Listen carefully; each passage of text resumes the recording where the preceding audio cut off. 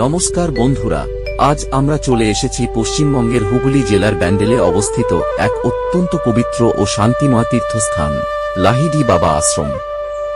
শহরের কোলাহল থেকে দূরে এই আশ্রম যেন এক আধ্যাত্মিক শান্তির ঠিকানা, যেখানে এলে মন ও আত্মা দুটোই প্রশান্ত হয়ে যায়। আজকের ভ্রমণে আমরা শুধু একটি আশ্রম ঘুরে দেখব না, বরং জানব এই আশ্রমের ইতিহাস, আধ্যাত্মিক গুরুত্ব এবং এখানকার মনোমুগ্ধকর পরিবেশ সম্পর্কে। আমাদের যাত্রা শুরু হয় সকালবেলা। কলকাতা থেকে ব্যান্ডেলের উদ্দেশ্যে রওনা দিলে রাস্তার দুই ধারে সবুজ প্রকৃতি ও শান্ত পরিবেশ মনকে অন্যরকম আনন্দ দেয়। ট্রেন বা গাড়ি দুটো মাধ্যমেই সহজে পৌঁছানো যায় ব্যান্ডেলে। ব্যান্ডেল স্টেশন থেকে খুব অল্প দূরত্বেই অবস্থিত এই পবিত্র আশ্রম। স্টেশন থেকে অটো বা টোটো করে কয়েক মিনিটের মধ্যেই পৌঁছে যাওয়া যায় এখানে। স্টেশন থেকে আশ্রমের পথে এগোতেই ধীরে ধীরে শহরের ব্যস্ততা মিলিয়ে যায় এবং চারপাশে ছড়িয়ে পড়ে এক অপার শান্তির আবহ। লাহিড়ী বাবা, যিনি শ্যামাচরণ লাহিড়ী মহাশয় নামে পরিচিত, তিনি ছিলেন একজন মহান যোগ সাধক এবং ক্রিয়াযোগের অন্যতম প্রচারক। তার জীবন দর্শন ছিল সাধারণ মানুষের মধ্যেই আধ্যাত্মিকতার আলো ছড়িয়ে দেওয়া। তিনি বিশ্বাস করতেন সংসার জীবনের মধ্যেই সাধনা সম্ভব। তার শিক্ষা আজও অসংখ্য ভক্ত ও সাধকদের পথ দেখায়। আশ্রমে প্রবেশ করতেই চোখে পড়ে অত্যন্ত পরিচ্ছন্ন ও সুশৃঙ্খল পরিবেশ। চারপাশে সবুজ গাছপালা ও ফুলের বাগান আশ্রমকে আরও সৌন্দর্যমণ্ডিত করে তুলেছে। এখানে একটা দুর্গা মন্দির আছে এবং নিয়মিত পুজো হয়। আশ্রমের প্রধান মন্দিরে লাহিড়ী বাবার মূর্তি অত্যন্ত শান্ত ও গুরুগম্ভীর ভাব প্রকাশ করে।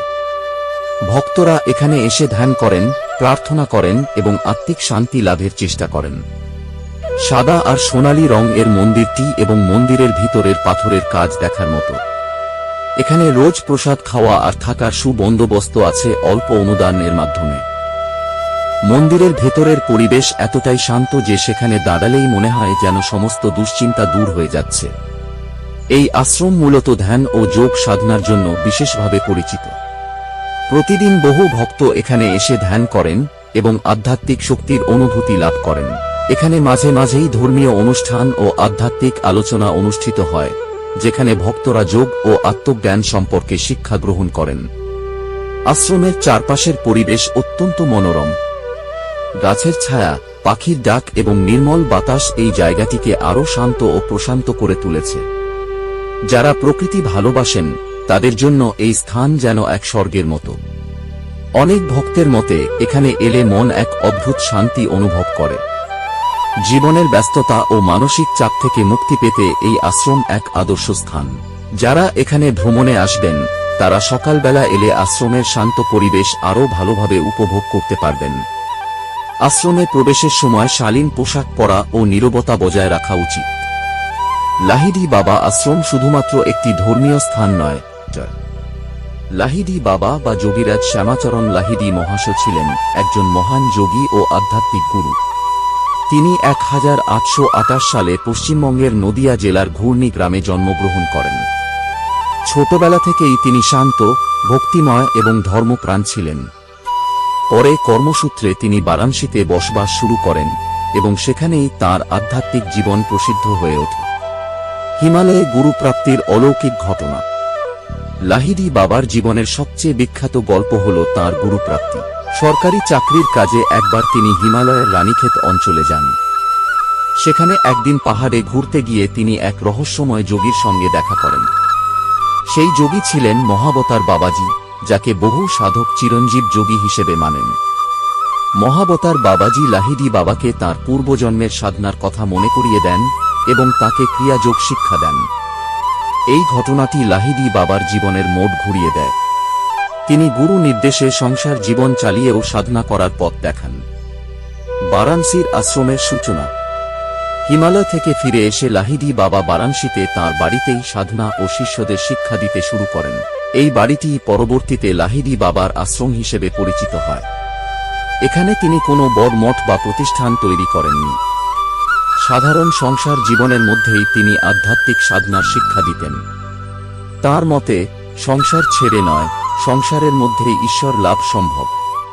আশ্রমের গুরুত্ব আজও বারাণসীতে তাঁর বাসস্থান ভক্তদের কাছে তীর্থস্থান হিসেবে পরিচিত। এখানে অনেক সাধক ধ্যান করতে আসেন। আশ্রমে লাহিড়ী বাবার স্মৃতি, তাঁর ব্যবহৃত জিনিস এবং আধ্যাত্মিক পরিবেশ মানুষকে আকর্ষণ করে। লাহিড়ী বাবার শিক্ষা। লাহিড়ী বাবার মূল শিক্ষাগুলো ছিল: সংসার ছেড়ে নয়, সংসারের মধ্যেই সাধনা করা, নিয়মিত ধ্যান ও ক্রিয়া যোগ করা, সব ধর্মের মানুষকে সমানভাবে সম্মান করা, সরল ও সৎ জীবনযাপন করা। লাহিড়ী বাবা বারাণসী আশ্রম ভ্রমণ কাহিনী। পবিত্র গঙ্গার তীরের শহর বারাণসী শুধু ধর্মীয় কেন্দ্র নয়, এটি আধ্যাত্মিক সাধনার অন্যতম প্রধান স্থান। এই ঐতিহাসিক শহরের মধ্যেই অবস্থিত মহান যোগী যোগীরাজ শ্যামাচরণ লাহিড়ী মহাশয়ের আশ্রম, যা ভক্তদের কাছে লাহিড়ী বাবা আশ্রম নামে পরিচিত। যখন আপনি বারাণসীর সরু গলি পেরিয়ে এই আশ্রমের দিকে এগিয়ে যাবেন, তখন থেকেই এক অন্যরকম শান্ত পরিবেশ অনুভব করবেন। শহরের কোলাহলের মাঝেও আশ্রমে ঢুকতেই যেন মনে হবে সময় থমকে দাঁড়িয়ে আছে। আশ্রমের ইতিহাস। লাহিড়ী বাবা ছিলেন একজন সাধারণ সংসারী মানুষ, কিন্তু তাঁর আধ্যাত্মিক শক্তি ছিল অসাধারণ। সরকারি চাকরির পাশাপাশি তিনি গভীর সাধনা করতেন। হিমালয়ে মহাবতার বাবাজির কাছ থেকে ক্রিয়া যোগ শিক্ষা গ্রহণ করার পর তিনি বারাণসীতে ফিরে এসে নিজের বাড়িতেই শিষ্যদের শিক্ষা দিতে শুরু করেন। সেই বাড়িটি আজ আশ্রম হিসেবে পরিচিত। মন মুগ্ধ পরিবেশ দেখে আমাদের নাচতে ইচ্ছা হলো।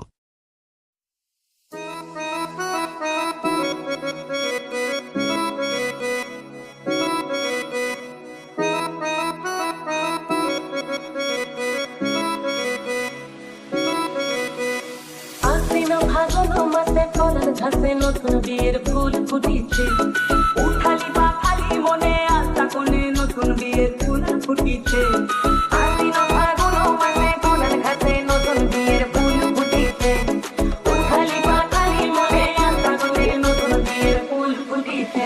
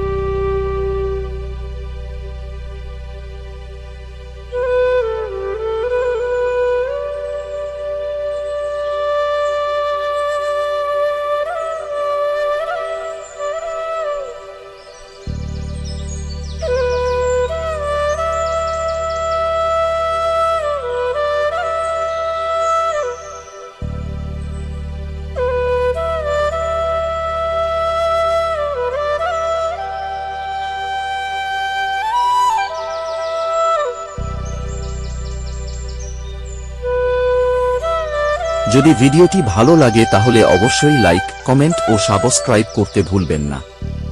আপনাদের সমর্থনই আমাদের নতুন নতুন ভ্রমণ গল্প তৈরি করতে অনুপ্রাণিত করে।